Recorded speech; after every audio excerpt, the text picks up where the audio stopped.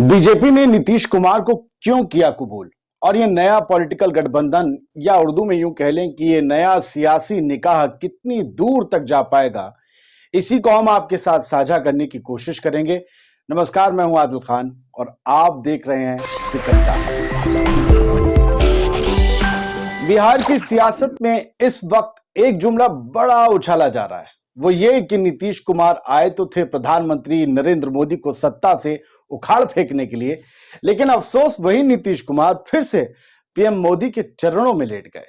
लेकिन सवाल तो यह है कि नीतीश कुमार को आखिर बीजेपी ने कबूल क्यों किया? आखिर बीजेपी क्यों नीतीश कुमार के सामने झुकने पर मजबूर हो गई? सूत्रों के मुताबिक बीजेपी ने बिहार में एक सर्वे करवाया था, जिसकी रिपोर्ट ने दिल्ली में बैठे आलाकमान को सन्न कर दिया। रिपोर्ट बताती है कि बिहार में बीजेपी को पिछली बार के मुकाबले सीटों का नुकसान हो सकता है। बिहार में बीजेपी जिस ईबीसी को अपने पाले में लाने की मेहनत कर रही थी, उस ईबीसी के वोट बैंक में बीजेपी उतनी सेंधमारी नहीं कर पाई जितनी कि उसे उम्मीद थी। सूत्रों ने दावा किया है कि सर्वे रिपोर्ट कहती है कि इस बार एनडीए गठबंधन बिहार में करीब 10 से 12 सीटों के नुकसान पर है। मतलब 2019 के मुकाबले 2024 में एनडीए को 25 से 27 सीटें ही मिल पा रही हैं। ऐसे में बीजेपी ने 2019 वाला प्रदर्शन दोहराने के लिए नीतीश कुमार को अपने पाले में लाने का जाल बुना। उधर नीतीश कुमार की भी हैसियत बिन बीजेपी जीरो ही है। 2014 में मोदी का विरोध कर अकेले चुनाव लड़ने वाले नीतीश को लोकसभा की सिर्फ 2 सीटों पर ही जीत मिली थी। ऐसे में बीजेपी को इस बात का डर था कि अगर नीतीश कुमार और तेजस्वी यादव मिलकर लोकसभा चुनाव लड़ेंगे तो बिहार बीजेपी के हाथों से चला जाएगा और केंद्र में मोदी सरकार आने में दिक्कत पैदा हो सकती है।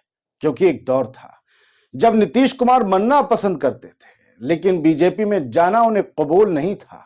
तो इसके बरक्स बीजेपी में नंबर 2 के ओहदेदार यानी अमित शाह ने भी ऐलान कर दिया था कि नीतीश कुमार के लिए बीजेपी के दरवाजे हमेशा के लिए बंद हो गए हैं। कमाल यह है कि उन्हीं नीतीश कुमार को फिर से बीजेपी कबूल है और उन्हीं अमित शाह ने नीतीश के लिए बंद दरवाजों को शहीद कर दिया है।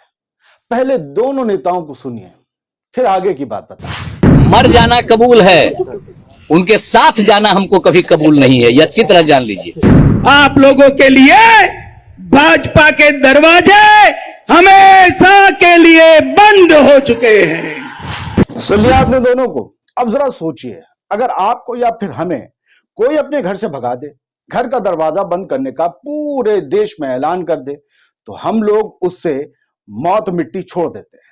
लेकिन भैया कहते हैं कि सियासत इसी का नाम है। नेताओं के लिए सत्ता सुहागन के सिंदूर सी होती है, बिन सिंदूर सुहागन विधवा नजर आती है। यही हाल बीजेपी का बिहार में होने वाला था।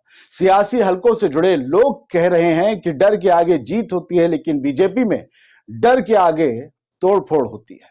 बीजेपी के अपने डर ने उसे नीतीश कुमार के आगे झुका दिया और नीतीश कुमार को बीजेपी के ईडी वाले डर ने फिर से कलाबाजी खाने पर मजबूर कर दिया। ऐसे में यह कहना गलत नहीं होगा कि बीजेपी के सामने अभी भी इंडिया गठबंधन एक बड़ी चुनौती बनकर खड़ा है। इंडिया गठबंधन ने बीजेपी की नींद उड़ा रखी है और अब बीजेपी की नजर सिर्फ और सिर्फ इंडिया गठबंधन को तोड़ने पर टिकी हुई है। लेकिन सवाल यह है कि बिहार की सियासत में नीतीश कुमार का भविष्य क्या रहेगा? कुछ नेताओं का आरोप है कि बीजेपी ने नीतीश कुमार को सिर्फ इस्तेमाल करने के लिए एनडीए में शामिल किया है, बिल्कुल वैसे ही जैसे डॉक्टर ऑपरेशन के बाद दास्तानों को कूड़ेदान में फेंक देता है, वही कुछ नीतीश के साथ भी होगा। खैर, खार खाए बैठे पूर्व डिप्टी सीएम तेजस्वी यादव ने भी नीतीश कुमार के भविष्य पर अपनी पार्टी की लालटेन से थोड़ा प्रकाश डाला है। जरा आप मर जाना कबूल है, उनके साथ जाना हमको कभी कबूल नहीं है, यह अच्छी तरह जान लीजिए। आप लोगों के लिए भाजपा के दरवाजे हमेशा के लिए बंद हो चुके हैं। हमें उम्मीद है कि नीतीश जी एनडीए में नहीं जाएंगे, नीतीश जी इंडिया गठबंधन को मजबूत करेंगे। नीतीश कुमार ने किसी को पहली बार धोखा दिया ये जरूरी नहीं, कहते हैं इसे धोखा कहते हैं। अखिलेश यादव भी कह रहे हैं ये विश्वासघात है। जॉर्ज फर्नांडिस उनके राजनीतिक गुरु, पार्टी उनके साथ शुरू की, फिर वो बाहर। शरद यादव फिर वो बाहर। ललन सिंह वो बाहर। अब आरजेडी तो दूसरी पार्टी है। नीतीश कुमार का बीजेपी में जाना कोई बहुत बड़ी खबर नहीं है, ना ही कोई ब्रेकिंग न्यूज है। ब्रेकिंग न्यूज तो यह है कि बीजेपी ने नीतीश कुमार से उनके ही पैरों पर कुल्हाड़ी मरवा दी और बुढ़ापे में नीतीश कुमार सियासत के कालिदास बन गए हैं। कहते हैं सियासत भविष्य का खेल होता है, लेकिन नीतीश कुमार ने वर्तमान के चक्कर में खुद को लंगड़ा कर दिया, दिव्यांग कर दिया।